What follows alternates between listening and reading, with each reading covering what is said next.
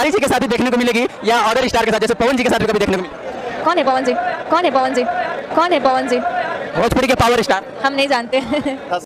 खत्म, bye bye, tata, goodbye, गया। नमस्ते, प्रणाम। मैं राहुल गोस्वामी। मेरे फेसबुक पेज को देख रहे हैं तो कृपया फॉलो करें, और यूट्यूब पे देख रहे हैं तो सब्सक्राइब करें चैनल को, और लाइक करें, कमेंट करें। वीडियो अच्छा लगे तो शेयर करें।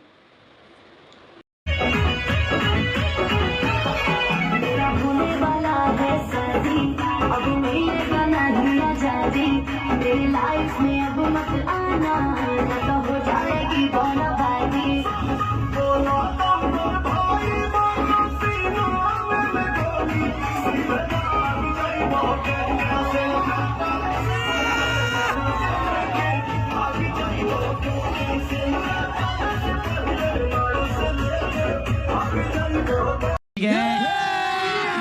अभी मजा आएगा ना भिड़ो। समझ रहे हो?